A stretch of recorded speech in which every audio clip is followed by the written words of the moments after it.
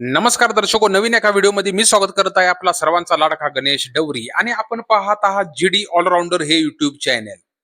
दर्शको, पावसाळा आलेला आहे, तर पावसाळ्यामध्ये आपलं घरकाम करावं की नाही करावं या संबंधी आजचा व्हिडिओ होणार आहे.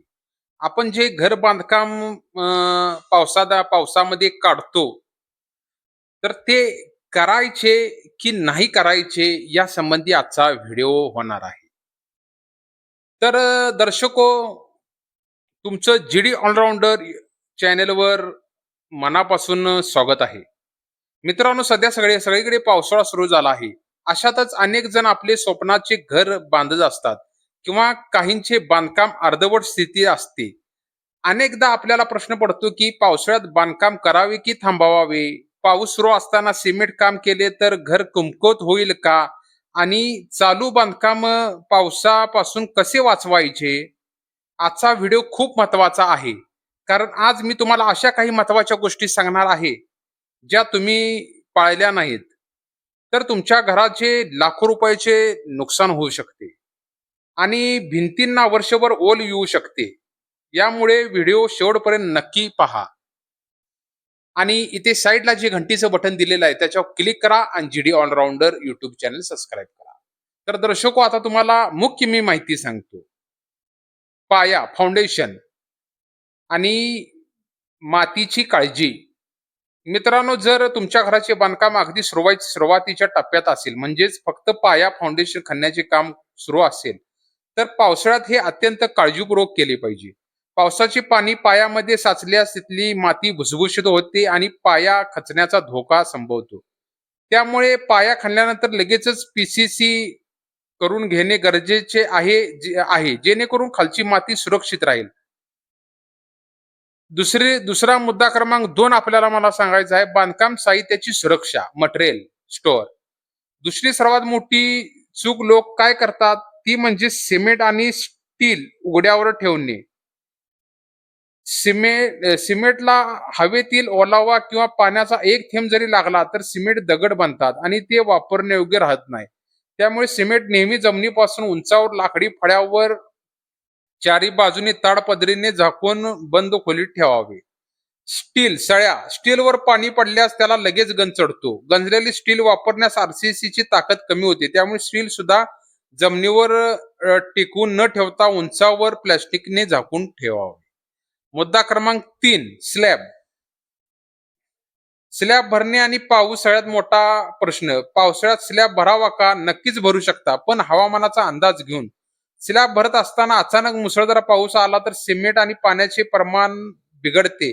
सिमेंट वाहून जाते आणि स्लॅबला क्रॅक, भेगा जाऊ शकतात. यावर उपाय काय? स्लॅब भरण्यापूर्वी तुमच्याकडे पुरेशी ताडपत्र्या तयार असाव्या, जेणेकरून पाऊस आल्यास चालू काम लगेच झाकता येईल. तसेच कॉन्क्रीट मिक्स करताना वॉटरप्रूफिंग ॲट्री मिक्सर नक्की वापरा.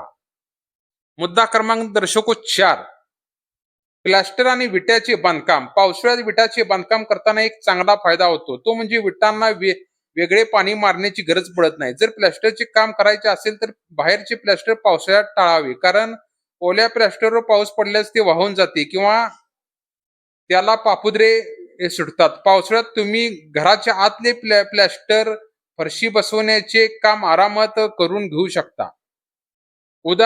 आणि मुद्दा क्रमांक 5, वीज आणि कामगारांची सुरक्षा. इन्फ्रास्ट्रक्चर बांधकामासोबत कामगारांची सुरक्षा महत्वाची आहे. पावसाळ्यात साईटवर अनेक ठिकाणी तात्पुरती वीज कनेक्शन घेतलेली असतात.